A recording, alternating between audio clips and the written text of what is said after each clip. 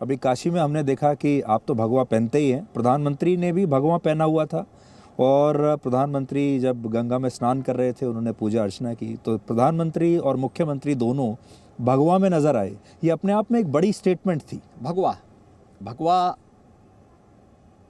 भारत की परंपरा का हिस्सा है, भारत की सनातन संस्कृति का प्रतीक है। जिसको भारत की परंपरा और भारत की संस्कृति पर गौरव की अनुभूति होगी वह भगवा पहनने में संकोच नहीं करेगा। लेकिन जिसको भारत की परंपरा और भारत की संस्कृति पर गौरव की अनुभूति नहीं होती थी, जो एक्सीडेंटल हिंदू हैं, वे भगवा को सांप्रदायिकता के प्रतीक के रूप में देखते हैं। और ये एक्सीडेंटल हिंदू ही देश के लिए सबसे ज्यादा खतरनाक है। और ये है कौन एक्सीडेंटल हिंदू? आप अखिलेश की तरफ इशारा कर रहे हैं। मैंने कहा ना, ये वही लोग हैं। दूसरा, काशी का मैसेज अपने आप में अद्भुत है और मैं तो देख रहा था उस समय, कुछ चीजों को मैंने बहुत नजदीक से वहां उस दिन देखा। वहां पर हजारों की संख्या में देश के सभी बड़े धर्माचार्य आए थे, विद्वज्जन आए थे, समाज के अलग अलग तबके से, समाज से जुड़े हुए लोग भी वहां आए थे और पूरा देश और पूरी दुनिया देख रही थी उस कार्यक्रम को। नमामि गंगे परियोजना और Ganga action plan, Ganga action plan के बाद गंगा मैली की मैली रह गई थी, बल्कि पहले से ज्यादा मैली हो गई थी। मुझे याद है मैंने 2009 से लेके 12 के बीच में अपने कई कॉलिंग अटेंशन संसद में रखे थे गंगा जी की अविरलता और निर्मलता को लेकर के। और उस समय मुझे याद है एक बार जब माननीय मीरा कुमार जी स्पीकर थी, तो उस समय एक कॉलिंग अटेंशन गंगा जी की अविरलता और निर्मलता को लेकर के मैंने लगाया था। तो उनसे मेरी चर्चा हुई, मैंने स्वयं भी व्यक्तिगत रूप से मिलकर के उनसे रिक्वेस्ट किया था कि आप मुझे इस पे थोड़ा चर्चा करवाने दें संसद में। तो उन्होंने मुझसे पहले समझा, कहा कि आप किन मुद्दों को उठाना चाहते हैं। मैंने कहा नहीं, मेरा विषय केवल आध्यात्मिक नहीं होगा और मेरा विषय डेवलपमेंट को रोकने का भी नहीं होगा, लेकिन गंगा गंगा है, हमारी आस्था की प्रतीक है, भारतीयता की प्रतीक है और मुझे इन मुद्दों को, उन्होंने उसको अप्रिशिएट किया। उन्होंने कहा नहीं, हम मौका देंगे और मैंने उठाया था। और तत्कालीन भारत सरकार के मंत्री ने मुझे जवाब दिया था संसद में इस बात को लेकर के कि हाँ, गंगा एक्शन प्लान लागू होने के बाद 1986 के बाद से गंगा पहले से ज्यादा मैली हुई है। प्रधानमंत्री मोदी जी 2014 में प्रधानमंत्री बनने के बाद उन्होंने नमामि गंगे परियोजना लागू की। 19 में प्रयागराज कुंभ हुआ। प्रयागराज कुंभ के पहले जिस भी धर्माचार्य ने, जगत गुरु ने, धर्माचार्य ने, संत ने, महामंडलेश्वर आचार्यगण आए थे, श्रद्धालु जन आए थे। 2014 के पहले जिस भी कुंभ में कोई आया होगा, क्योंकि 13 में कुंभ लगा था। मुझे याद है 13 में मॉरिशस के प्रधानमंत्री जी आए थे कुंभ में, प्रयागराज कुंभ में, और वहां गंदगी देख करके, गंगा की दुर्व्यवस्था को देख करके, वहां पे गंगा जी के जल को देख करके उन्होंने दूर से प्रणाम करके कहा था कि क्या यही गंगा है, और वह चुपचाप वहां से निकल गए। उन्होंने कहा मैं स्नान नहीं करूंगा। 2019 में भी कुंभ हुआ और प्रधानमंत्री जी ने पहले हमें इस बारे में कहा कि कुंभ होगा तो एक बात नोट करना, पहला संदेश स्वच्छता का होना चाहिए, कुंभ परिसर में भी और गंगा जी की निर्मलता को लेकर के भी। और केंद्र और प्रदेश सरकार ने सामूहिक प्रयास किया। अविरल गंगा, निर्मल गंगा की धारा को हम लोग प्रयागराज कुंभ के दौरान भी श्रद्धालु जनों को, संतों को उपलब्ध करवाए थे। ठीक। और फिर काशी विश्वनाथ धाम के उद्घाटन के समय प्रयागराज कुंभ में भी प्रधानमंत्री जी ने संगम में स्नान किया था जी। स्नान करने के बाद आपने देखा होगा प्रधानमंत्री जी ने स्वच्छता कर्मियों के पांव प्रक्षालन किए थे। क्या किसी प्रधानमंत्री जी ने कभी सबसे नीचे पायदान पर बैठे हुए किसी ऐसे कर्मी को सम्मान देने का काम कभी इससे पहले हुआ? कभी नहीं हुआ। देश के लिए अद्भुत घटना थी, अद्भुत घटना थी वो। जी बिल्कुल। और पूरा देश उस घटना को देख करके अभिभूत हुआ था, आह्लादित था। देश के प्रधानमंत्री मोदी जी जैसा लोकप्रिय नेता सफाई कर्मियों के पांव प्रक्षालन का काम करे, अद्भुत घटना थी। और काशी में आपने देखा होगा, प्रधानमंत्री जी आए, गंगा जी में उन्होंने डुबकी लगाया, स्नान करके गंगा जल कलश में लेकर के आए, भगवान शिव का अभिषेक किया और अभिषेक करने के बाद फिर श्रमिकों के ऊपर पुष्प वर्षा करके उन्हें सम्मानित किया। आप लगातार उनको दिखा रहे थे, जब हमने तस्वीरें देखी तो, और मैंने इस चीज को देखा उस समय, एक एक धर्माचार्य की आंखों में आंसू थे, क्योंकि उसे रामायण के दृश्य याद आ रहे थे।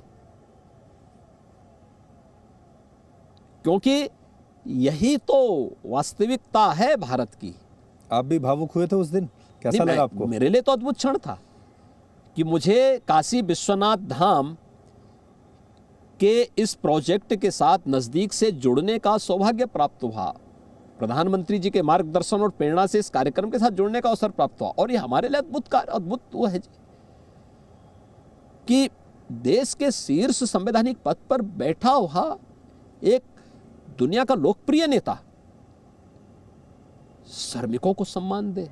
आपसे कुछ कहा उस दिन उन्होंने? जब हम तो सुन नहीं पा रहे थे कि आप दोनों क्या बातें कर रहे हैं, जब आप उनको दिखा रहे थे सारा परिसर, प्रधानमंत्री जी ने आपसे कुछ कहा? प्रधानमंत्री जी ने मुझे, जब मैं एयरपोर्ट में प्रधानमंत्री जी को वहां पर स्वागत करने के लिए एयरपोर्ट पे था, एयरपोर्ट से हम लोग साथ ही आए, प्रधानमंत्री जी ने मुझसे पूछा कि आपने धर्माचार्य जो आए हैं इन सबसे मुलाकात कर ली? मैंने कहा नहीं, मैं मुलाकात नहीं किया क्योंकि मुझे समय नहीं मिल पाया था, क्योंकि सभी ज़्यादातर धर्माचार्य सुबह ही आए हैं, कुछ रात्रि में आए थे तो उनसे मेरी टेलीफोन से बातचीत हुई थी। उन्होंने कहा कि मैं जब तक स्नान करता हूं कि आप सभी धर्माचार्यों से मिल लेंगे। मैंने कहा मैं भी चाहता था कि अगर मुझे समय मिल जाता मैं तत्काल एक बार उनसे सबसे मिल लेता।